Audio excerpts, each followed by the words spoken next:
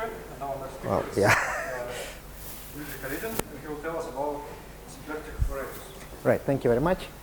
Thank you for the invitation. And I'm not particularly happy to be here, but I'm very happy to see all of you here.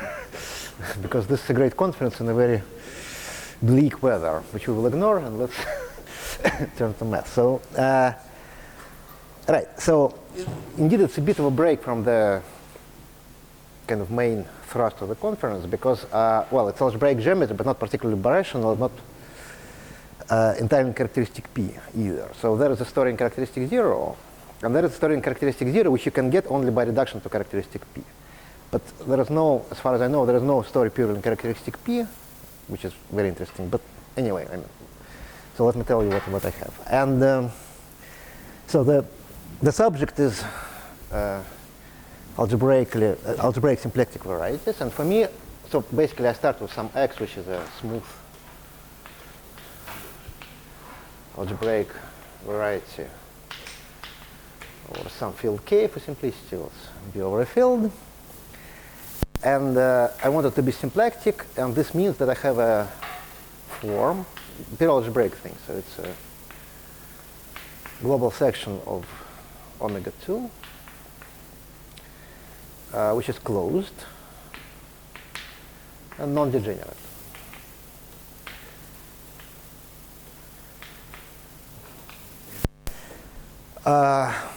This immediately implies that dimension of x is even. In fact, top power of the form is a global section of the canonical bundle, and it trivializes the canonical bundle.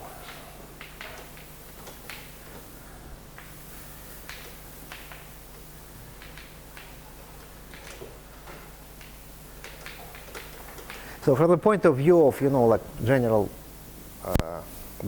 minimal model philosophy, this is an example of a Calabi-Yau variety.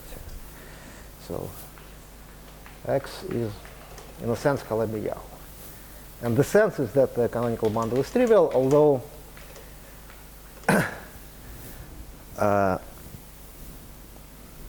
sometimes people don't consider this as a genuine Calabi-Yau, because what are the examples of such situations? So if x is projective,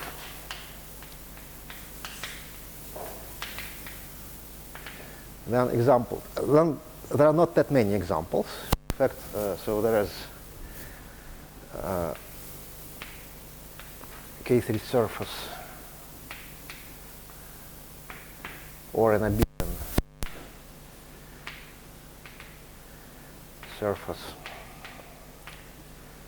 in dimension 2.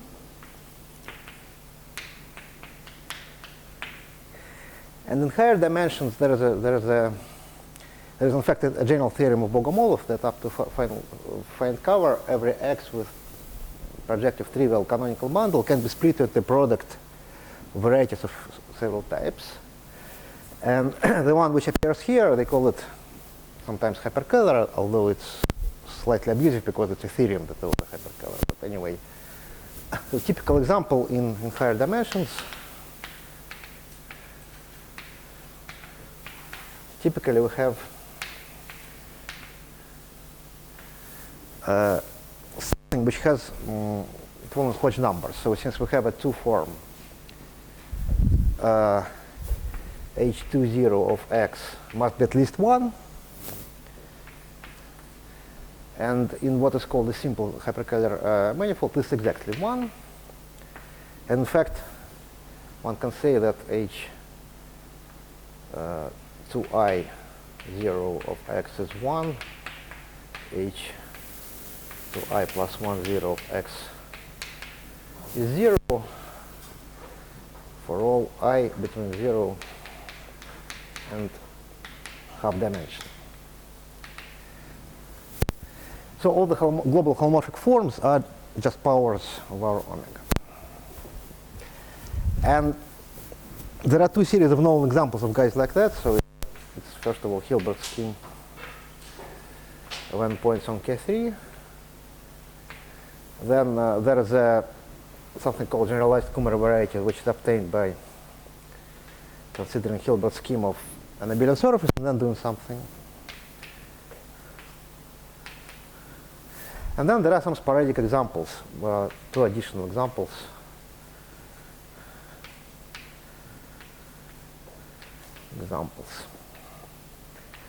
Constructed by Kieran O'Grady, dimensions 6 and 10, and that's it. That's all we know. And the general thing would be a product of guys of this type, plus maybe some abelian varieties. All right. But in my definition, of course, I never said that the thing should be projective. It's just a general abstract definition. In fact, for projective, this condition would be empty. It would be automatic. But it's also interesting to consider things which are not projective. And a related note, especially since we have so few global examples, it's interesting to allow some type of singularities in X's. So possible singularities.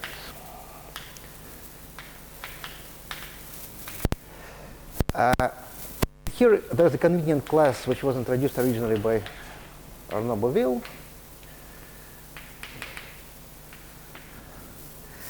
It's a local notion, so definition, a symplectic singularity.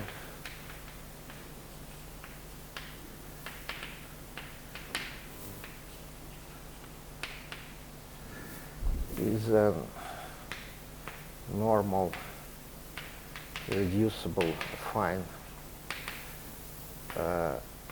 variety Y equipped with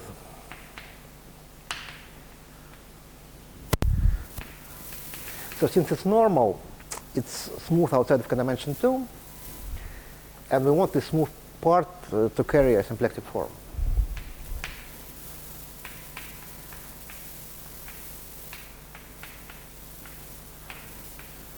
This is symplectic, meaning closed and non-degenerate. So outside of singularity is symplectic, but then the condition is that such that for some resolution x to y, omega extends to y.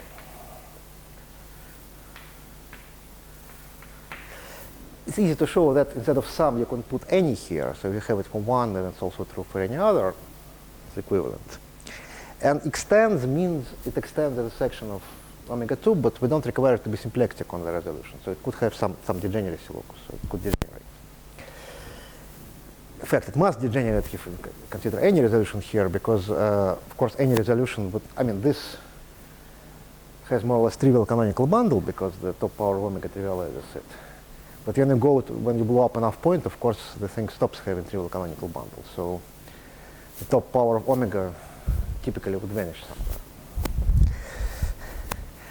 And then there is a related definition. So definition, if you have a symplectic singularity, now definition of symplectic resolution.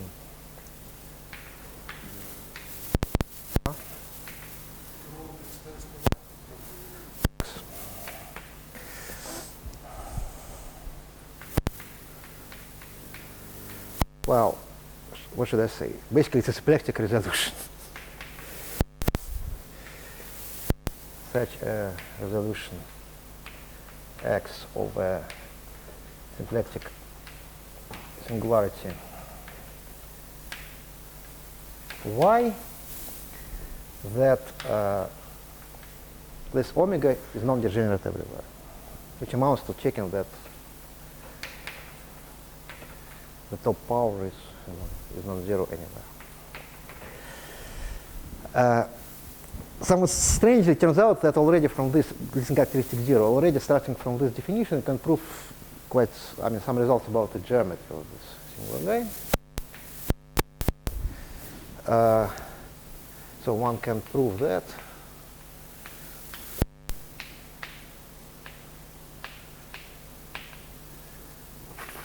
for a symplectic singularity Y.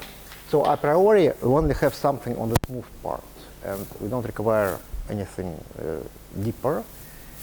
But one can show that we actually have stratification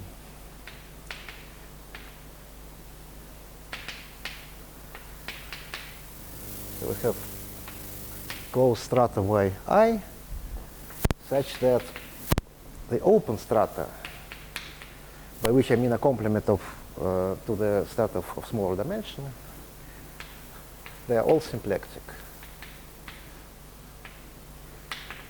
So the thing actually is built out of smooth symplectic things. There is stratification, of course, I mean, singular in general, but all the open strata are smooth, and those carry natural symplectic forms. And they're all tied together by actually Poisson structure on Y. So these are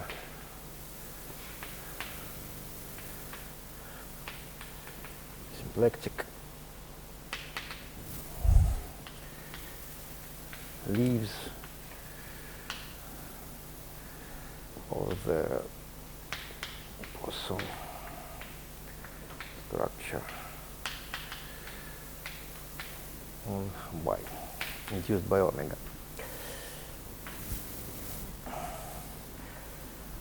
You can prove a couple more results of the type. But now there are two questions which are open to a large extent. So question one. In the global situation, assume that we consider things which are projective, but maybe not smooth, but have symplectic singularities. So we have some x which is projective, normal, carries a symplectic form outside of the singularities, and all the singularities are symplectic. So are there any, I mean, how many projective symplectic varieties are there?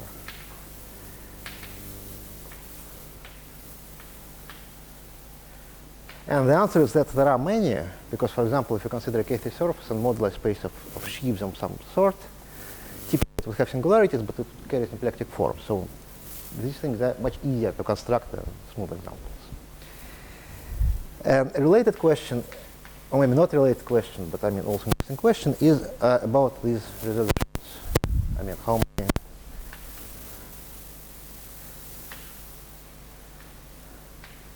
symplectic resolutions are there?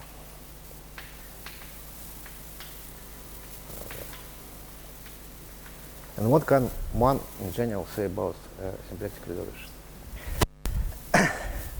And so this question in this form is pretty hopeless. I mean, because there are many, right?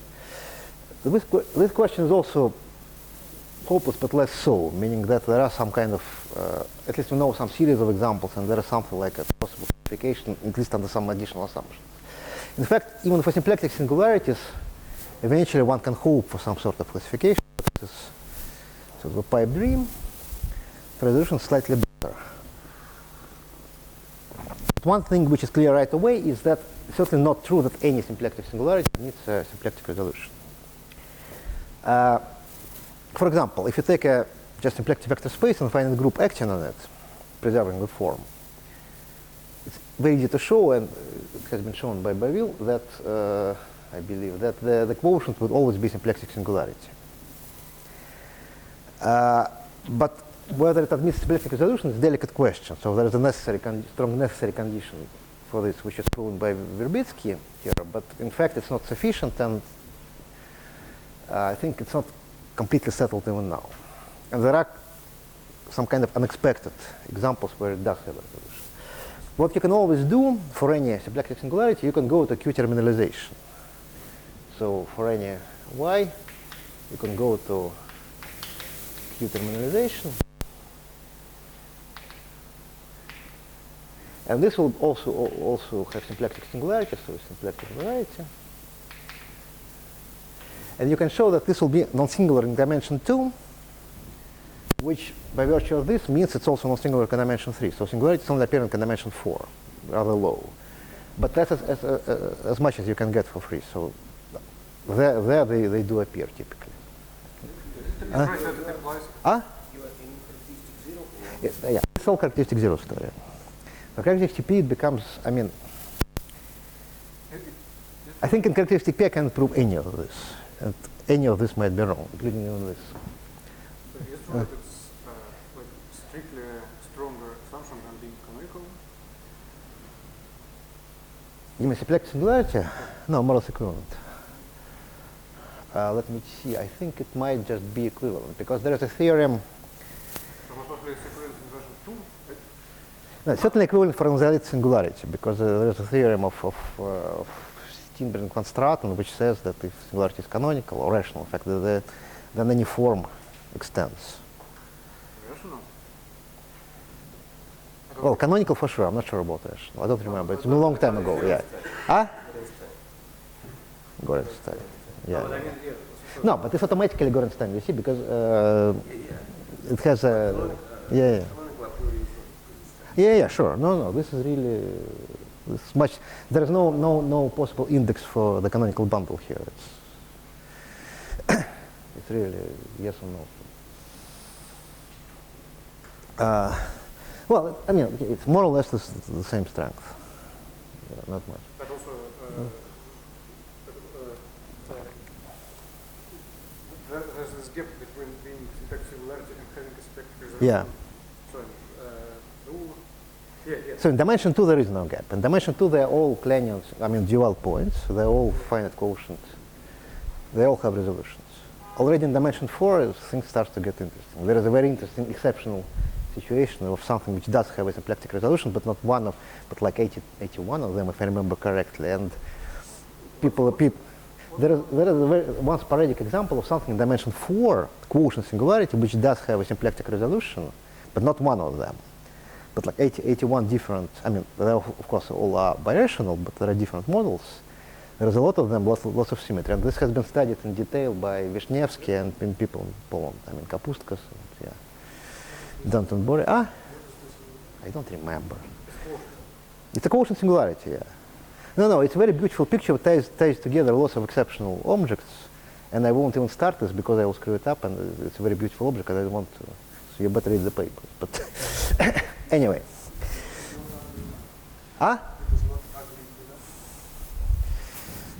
I'm ugly. That was beautiful. Right. Sure, yeah. But there's been more progress since then. There's also this exceptional configuration of 20 planes in P2 with some intersection, prescribed intersection between them. P5, yeah. Planes in P5, right. Right.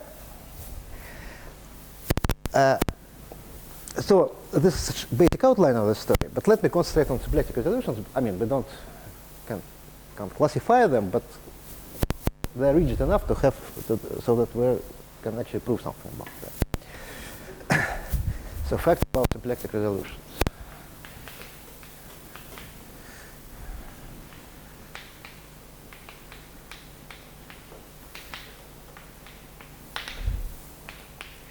First of all, they're obviously cramped, just by definition. And so you have Grauer-Schneider, which gives you that they're rational and so on. It's easy. I will tell you when characteristic P will appear.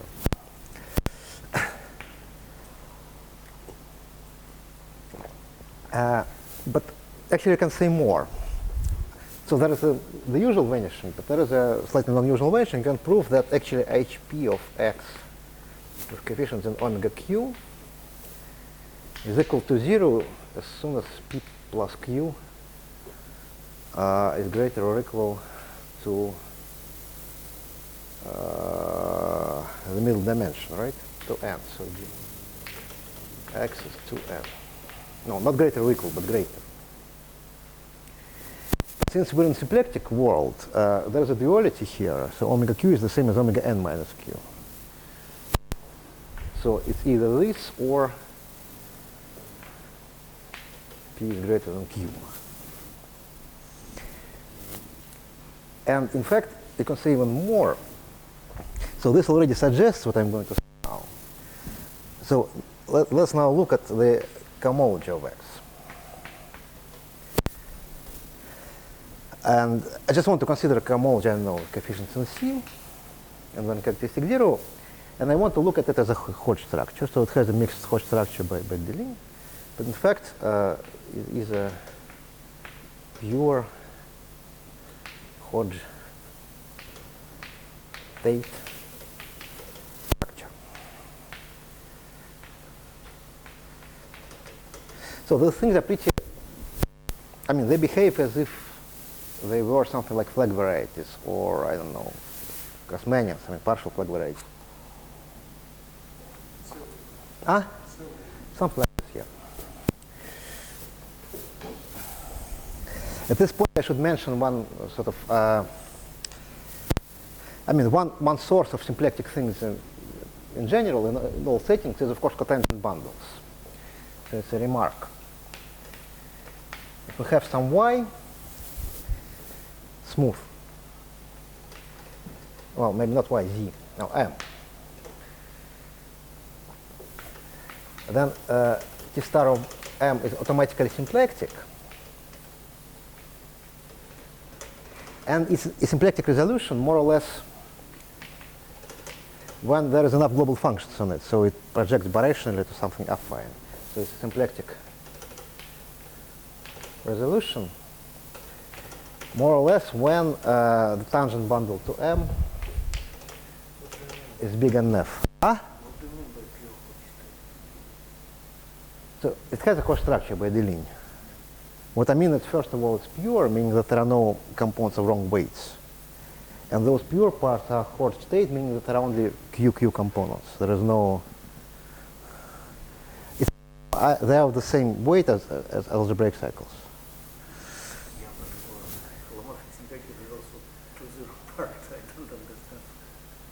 What do you mean there? Symplectic resolution. Oh, so you mean locally? Look. Local. Hmm?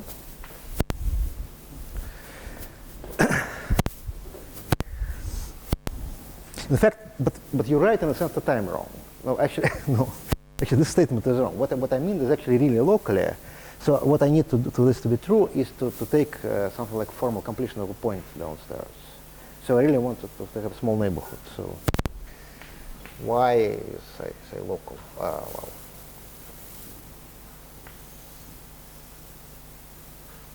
Well, in practice, people usually assume one additional structure, which is not obvious a priori, but it is there in all examples. They want y to be conical. This means that there is a C star action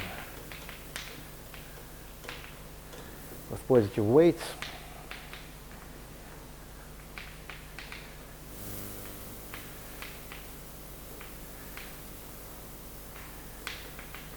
Which contracts everything to a point. And the conjecture that this is always true for a symplectic singularity near a point. And strangely, you can prove that there's always a non-trivial C star action. You cannot prove that it actually contracts everything. But in any case, it's usually assumed. And then, in this case, this is true over y, which is conical. In any case, this is a local statement. Yeah. Right. So, for example, this is always of this type because there is an action on the fiber dilation. And the symplectic singularity if and only if tangent bundle of M is big and F.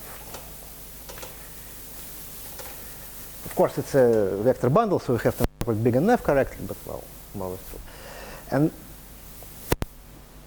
so you would think that this gives you some sort of series of interesting examples of symplectic singularities which correspond to varieties like this, but there is a conjecture that this only happens if M is a generalized flag variety.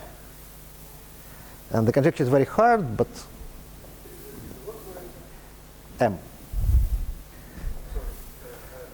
Tangent bundle, big and F. Of course, there's a famous theorem of Mori that says that if the tangent bundle is ample, then this is Pn. And this would correspond to the case when this is a symplectic resolution of an isolated singularity.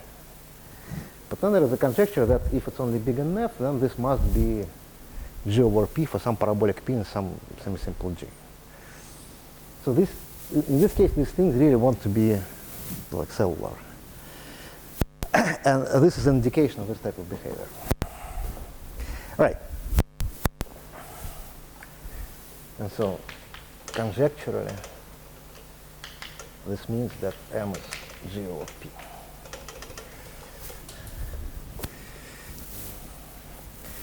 Okay, now where does characteristic P come in and all that stuff?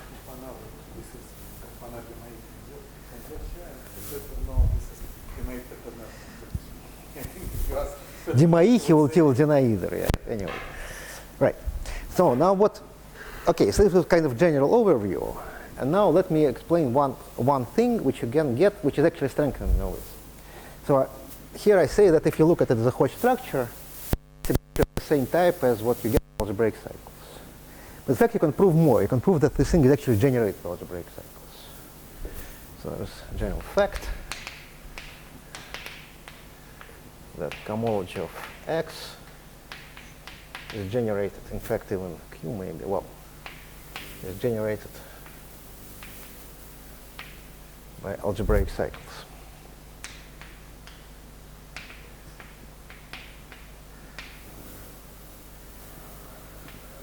And it's a one-to-one correspondence. So basically, the Chow group, or K0 if you want, is just isomorphic to cohomology.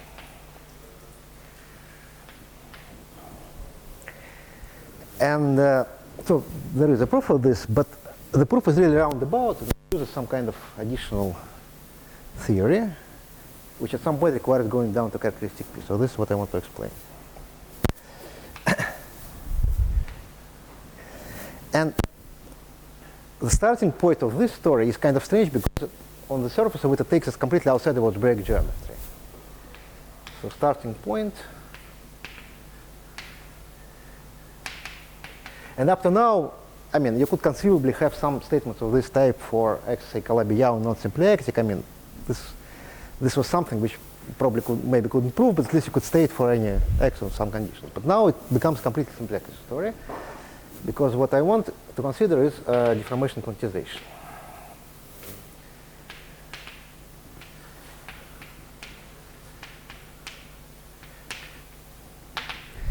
So if you have X and omega, then I already mentioned that this generates a Poisson bracket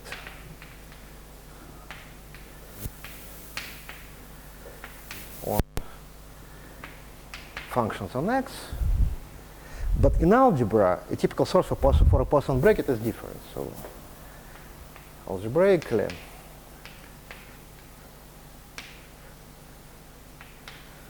Poisson brackets usually come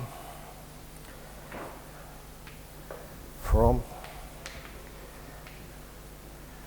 one parameter non-commutative deformations.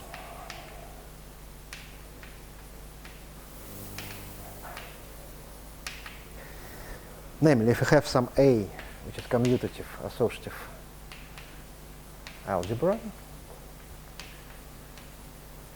and you have some AH, so for some field K, and then you have AH, which is a flat, well, complete algebra over formal power series in one variable, H, associative, but not necessarily commutative.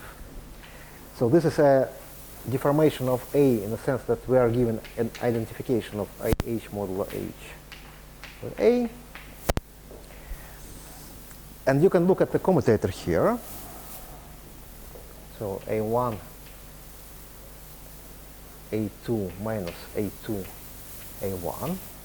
So modulo H, this is 0 because this is a commutative thing.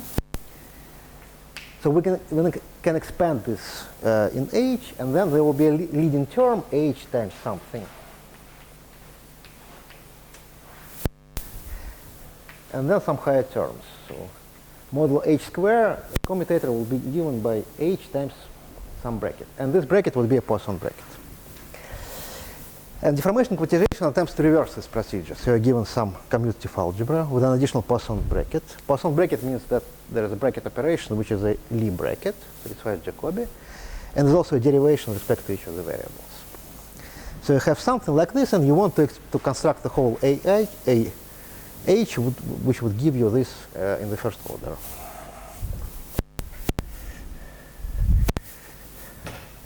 Now, this looks like it's not a very algebra geometric type of story, because, of course, there are no, I mean,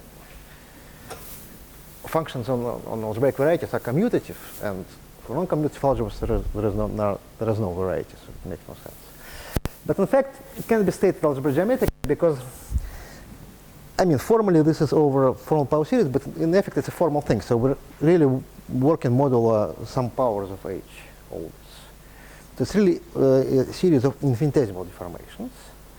And for those, you can take as your underlying topological space the same thing you started with. So you have some X, algebraic variety,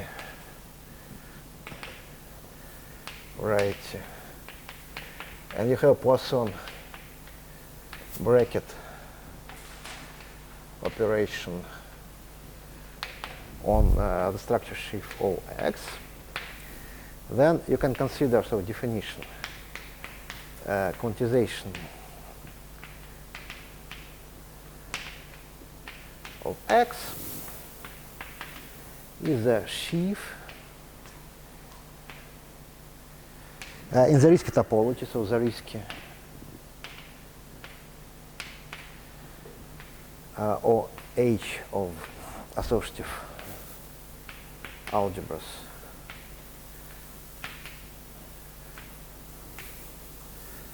on X.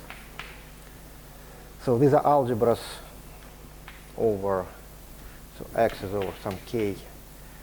These are algebras over K of H.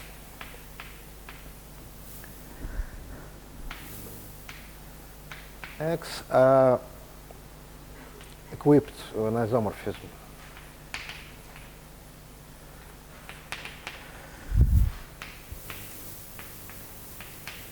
like this, and such that when you take global sections in any affine space, you would get a picture of this type. So you get a quantization of corresponding Poisson algebra. Such that locally H is a gives a quantization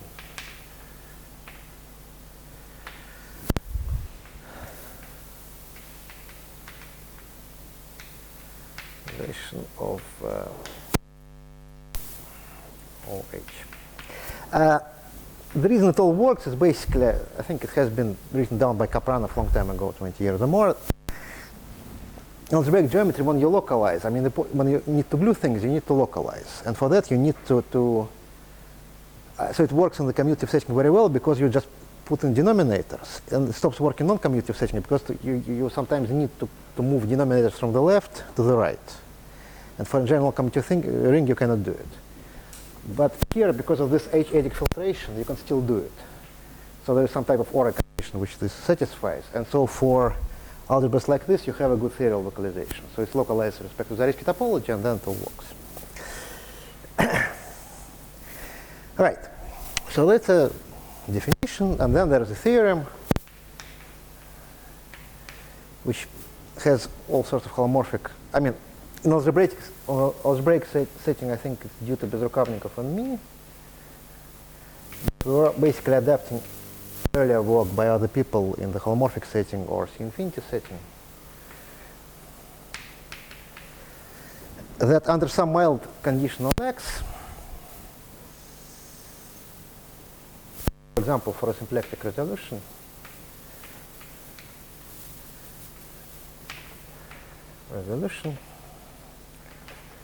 X,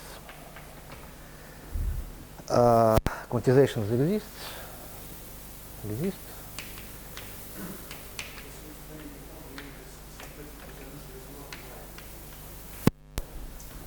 Yeah, right, true. Okay, let me state this, which is what mononid and expression exist, and are classified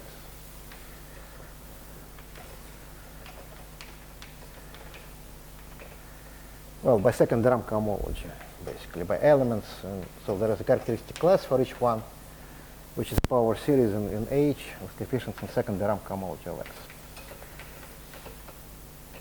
So we need some kind of cohomological condition for our X in the theorem. And the cohomological condition which we need is actually H2 the Ram of X brackets H. So the cohomological condition which we need is that a map from the Ram cohomology to coherent cohomology, to cohomology coefficient to the structure shift, so a map from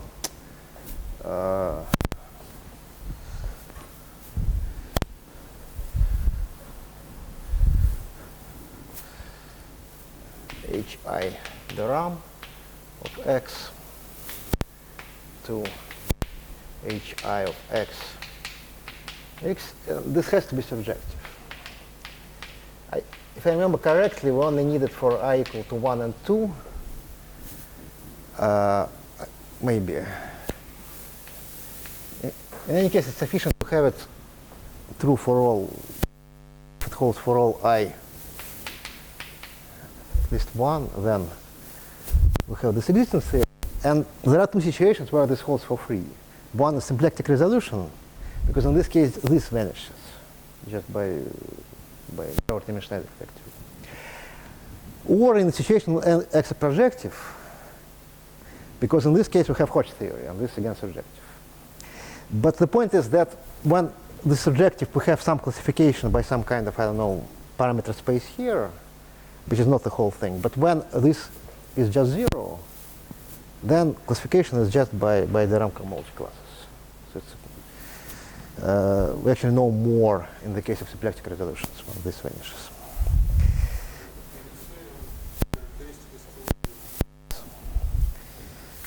But we are getting there. And in fact, we got there right now.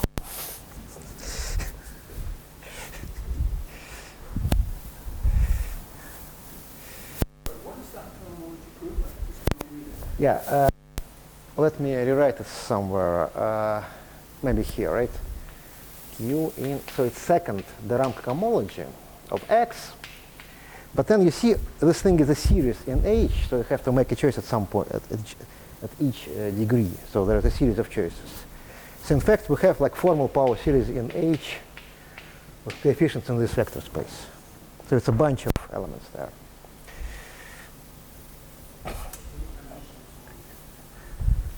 Huh?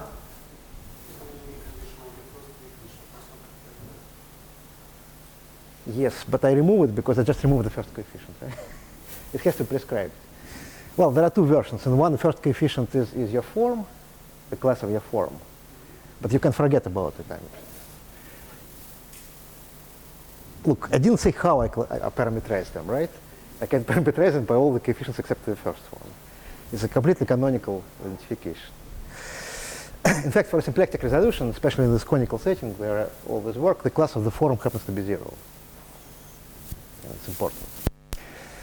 This actually follows from the existence of this cis direction, because the cis direction, it dilates the form, which means that this differential is an Euler vector field, and the corresponding one form is something such that the alpha is omega. So this omega is actually exact when you have a good cis direction. So in this case, it will be 0 anyway.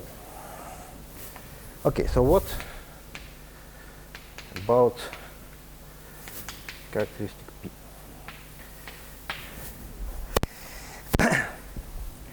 And the very first observation, which is interesting. So first of all, I mean, you can use exactly the same definition of symplectic variety, right? Symplectic form, non-degenerate, closed, same thing goes. But the basic fact of symplectic geometry in the infinite setting is Darboux theorem, which says that locally all the smooth, well, C-infinity symplectic manifolds are the same. And algebraically, this is of course not true locally in Zariski or in Ital topology, but if you look at the formal neighborhood of a point, it's still true. So we still have the formal Darboux theorem. Basically, the reason is that to prove Darboux theorem, you need Poincare lemma. So as soon as you have Poincare lemma, as soon as there is no de Rham cohomology, you get your thing. And since for a formal neighborhood of a point in characteristic 0, there is no de Rham cohomology, we have Darboux theorem. But in characteristic P, this stops being true. So there is no Darboux theorem.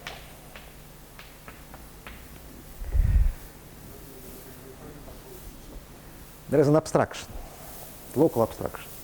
Namely, there is this thing called Cartier isomorphism. So you can look at the de Rham cohomology of smooth algebraic variety in characteristic P. Like degree 0 de Rham cohomology. Normally, degree 0 de Rham cohomology is what? You take a function which is closed. Closed means locally constant in characteristic 0, but not in characteristic P. Because if you take anything raised to the pth power, its differential automatically vanishes. So you have lots of closed functions which are not constants. And you can show that in degree 0, all the closed functions are p-th powers, and you can refine it to higher degrees. And this has been done by Cartier, and there is a Cartier isomorphism. Well, I will write it like this, using de Rham cohomology sheaves. It's purely algebraic statement, but it's canonical isomorphism, so it glues together between this and, well,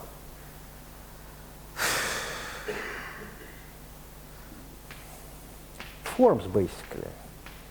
Except that if you want this to be linear, you probably want to be over a perfect field, and if you want this to be linear over a field, you probably need to twist this by Frobenius. But model this minor issue, this is just as many de Rham cohomology classes as forms. And so for a symplectic guy, we have omega, which is closed. So it defines a local section of this sheaf, and this sheaf is non-trivial. It's huge. So for x omega, we have Cartier of omega, which is, again, a two-form.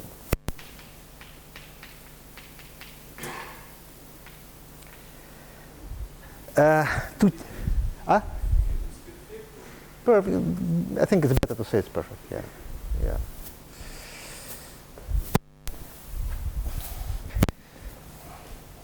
In applications, we'll typically be finite because applications would go by reduction from characteristic 0, and there it will be just finite.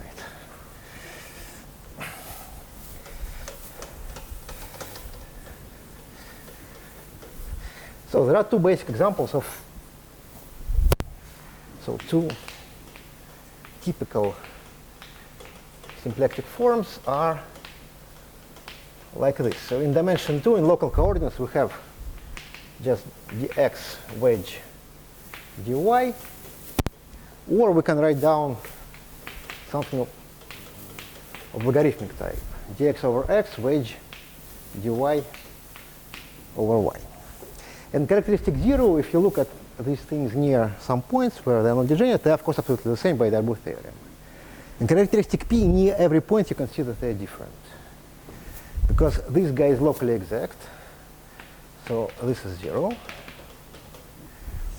And for this guy, it's a basic fact of Cartier isomorphisms that access logarithmic guys to themselves. So here Cartier of omega is equal to omega. So this is strange. Already near a point, we can see the difference of where the form came from. Now, let me give you one remark. I think I have enough time, yeah. So, again, remark, basically outside. If x is projective,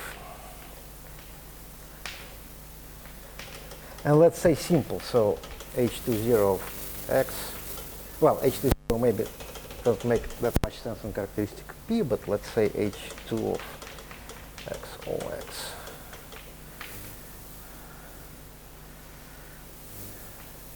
Is one-dimensional, and also h0 of x omega x, omega 2x. Huh?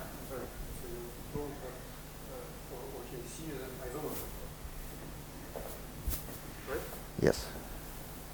Local isomorphism. Huh? Local isomorphism. And there you have like either C or C minus 1. Yeah. But in any case, I'm abusing notation. But it sends something to 0. Yeah, right? I'm abusing notation. What I mean here is not omega, but cohomology class of omega. Omega is a closed form, so it has a cohomology class. So so I kind of extend this to. So it's not exactly an isomorphism of what's written there, but something else. I could call it like C tilde, right? It's a move from closed forms to cohomology, and then this is. So there you take Yeah. C tilde. Yeah. So the closed form is omega. Closed form is omega in these cases. Yeah. So yeah. So the vertical. Yeah. This is certainly not an isomorphism. And so something C of omega being 0 is equivalent to saying that omega is actually exact locally, meaning it's locally a differential of something one form, which is not automatic. Right, but in the global situation, So this is H2 is fine dimensional vector space, and there is some interpretation of what the Cartier thing does, and then quite often, so if X is what is known as ordinary, for example, elliptic curves can be supersingular or not supersingular, depending on how Frobenius acts on H1. And this generalizes to high dimension, so there is no ordinary variety. And this happens often. So I think people cannot prove that it happens often, but I think morally the picture is if you have something over Z, and you look at reductions various primes, then with some positive density you will get an ordinary reduction, although I don't think it's possible to prove. But anyway, if X is ordinary, this means that the Cartier is bijective on H2, and necessarily because this is just one-dimensional, this means that Cartier of omega would be, well, omega times non-zero constant. You can rescale and then say that Cartier of omega is actually omega. Which now means that if you have a global symplectic variety, and you look at it locally,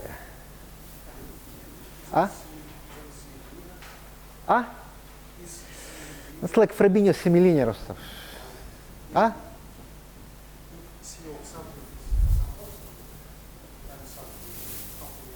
Well, it's Frobenius, it's what they call Frobenius semilinear. So it's like C of lambda times omega would be lambda to the p times omega.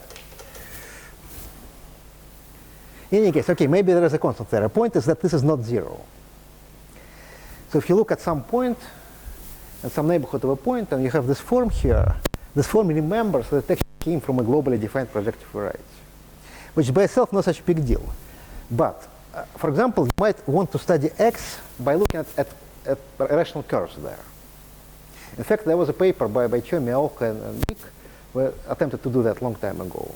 Well, there are some problems with that, but in any case, so there is a valid method of study. So you have some rational curves inside your global algebraic variety. And then to analyze deformations of the curves, you need to have control over its formal neighborhood. And in characteristic zero, it's very hard to know that this formal neighborhood came from, something global. And the statements you want to have would be certainly wrong for any formal neighborhood of a curve and symplectic thing. So you need to somehow locally remember that it came from a global perspective. And if you're in characteristic P, you have this fact which kind of helps you. As far as I know, this hasn't been used, but this is one piece of structure which has never been used. It might be interesting to look at it at some point.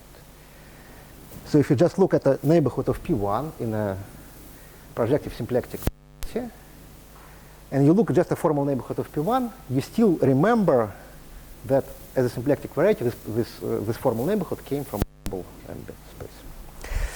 Okay, this was just a remark. And now, in the last 10 minutes, let me tell you how all this helps. And the idea is basically now to look at these things, but in characteristic P. And surprisingly, in characteristic P, it turns out that these non-commutative things become almost commutative again. So quantizations.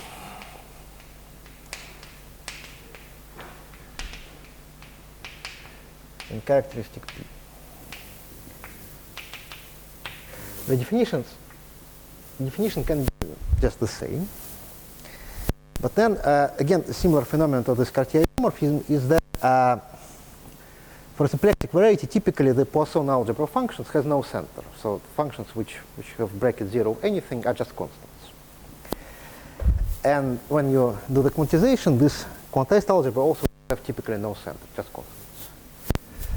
But in characteristic P, this stops being true because the subalgebra formed by Pth powers lies in the Poisson center.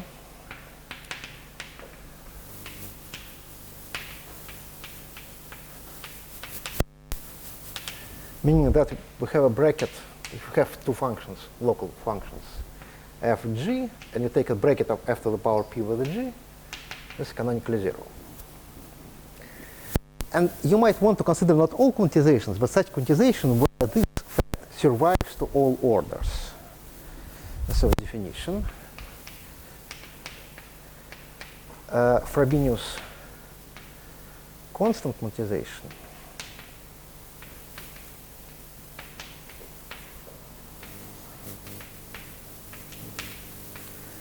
is a pair. So we have a quantization in the usual sense, and then sigma. And what is sigma? So we have a quantization, and by definition, modulo H, this is identified with OX. So we have a reduction map to OX. This is sheaf of usual functions. Here you have the subsheaf of p powers. And I want this thing to lift to central elements here. So there should be a map sigma, which should be a map of algebras, and moreover, it should be central, meaning that the image lies in the center here.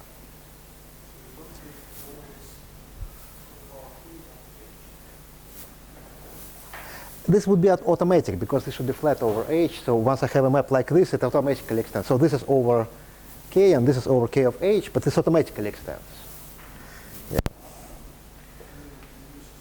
Yeah. Sigma is a central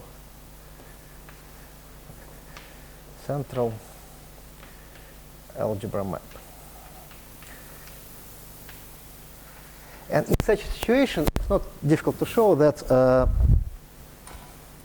let me keep this for a moment maybe. It's not difficult to show that, in effect, this will be the whole center if you access symplectic. So if X is symplectic, and we have Frobenius constant quantization, then this OH will be an algebra, a finite rank, flat algebra over p powers H. Rank will be, in fact, equal to p to the power dimension. And moreover, if we invert H, then it becomes an Azumaya algebra. It's almost like a matrix algebra. Is an Azumaya algebra.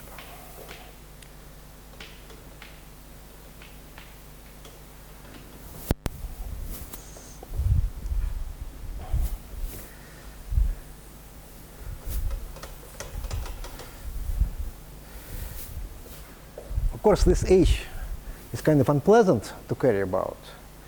But if now restrict to the situation of, so for conical symplectic resolutions,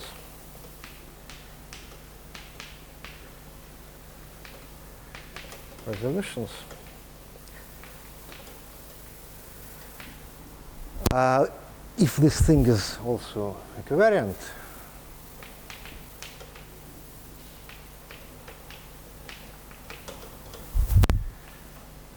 Jm equivariant, we can just use this equivariance to remove H from the picture completely. We can let H equal to 1 effectively and obtain an Azumaya algebra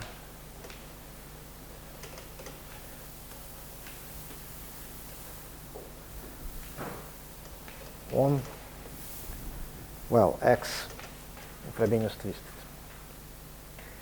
In fact, you can even say what this algebra is as a vector bundle. In fact, it's not just an abstract algebra of some rank, but it's actually an Azumaya algebra structure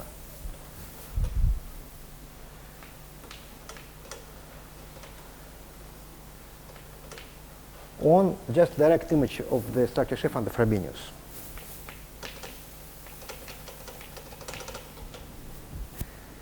So you take the direct image of the structure sheaf and Frobenius. This is a vector bundle, an algebra bundle, and it's a vector bundle of rank p to the power dimension, because Frobenius is a map of this view. It has some commutative algebra structure. And the point is that using this non-commutative stuff, if you can construct a quantization, you can construct a deformation of this commutative structure, something non-commutative. In fact, at every point, you would get just a matrix algebra. And globally, this would be some of the algebra of some class in the Brouwer group. So more or less back in the algebraic geometry situation, meaning that we have something which is like a coherent sheaf, and we get it for free. Okay, now, theorem 1 is then that this also means Bezrukavnikov, is that so assume that X has no coherent cohomology,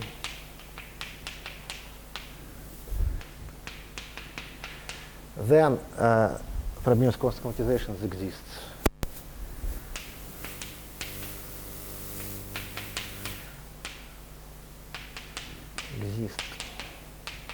And you can say what they are parameterized by, and parameterized. Well, the actual group is first attack cohomology of X with coefficients in, so you take OX star, the invertible elements modulo with powers. But in order to see what this is, you can look at the Kummer exact sequence. And then, so this maps into the P part of the Brouwer group. And the kernel is Picard modulo P.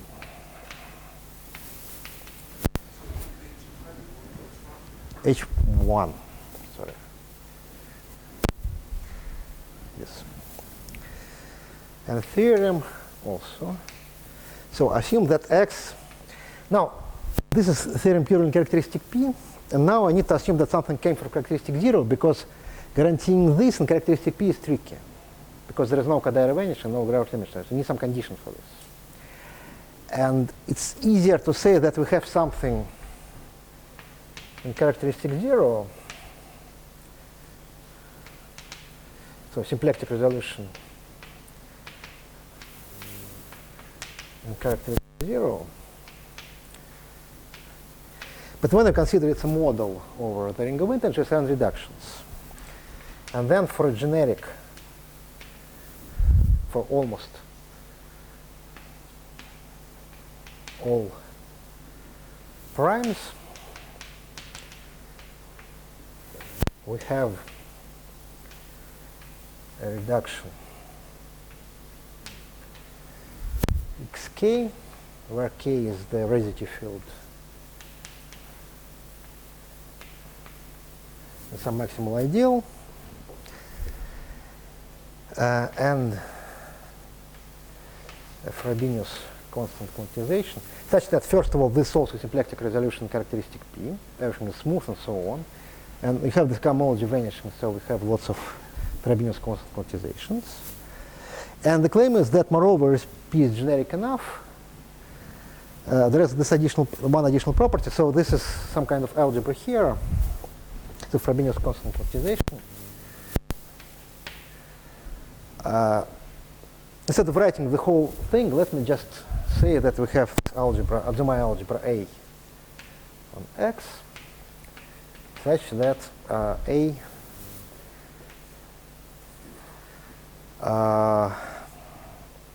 is what they call derived affine, meaning that the derived category of sheaves of A modules is equivalent to the derived category of sheaves over the global sections of the subject. I'll explain this in a second. Okay, so for any Frobenius constant quantization, we would have some kind of Adzumai algebra here, and this would be a deformation of this guy. So this condition here ensures that we have hi of x with coefficients in A also equal to 0.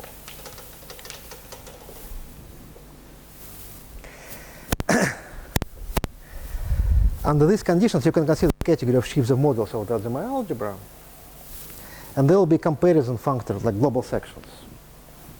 And the claim is that this is an isomorphism. So for comparison, if instead of A I put O here, then this is never true. So x, if I start with x, which is a resolution of something, meaning that it has a map to some affine algebraic variety with generically 1-to-1, then this would being true for O would mean that the map is just an isomorphism.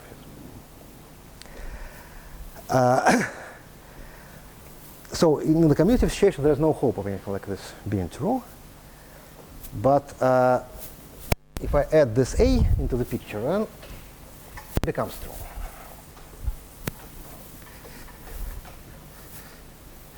In fact, more happens than this. So moreover,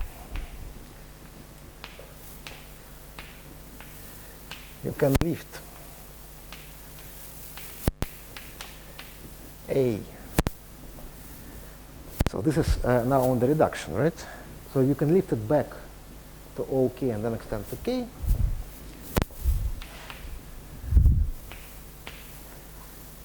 K. So you get some Zimmer algebra here, and this one now is split. So let's say K1.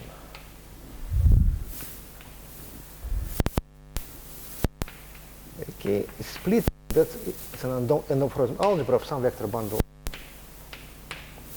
So E is a vector bundle on X. So this has no cohomology, just by construction. So it's what they call a tilting object in the derived category. And then this would imply that E generates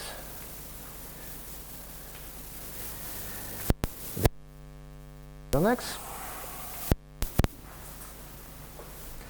with the effect that this is actually equivalent to the derived category of R modules, where R is the algebra of global endomorphisms of E.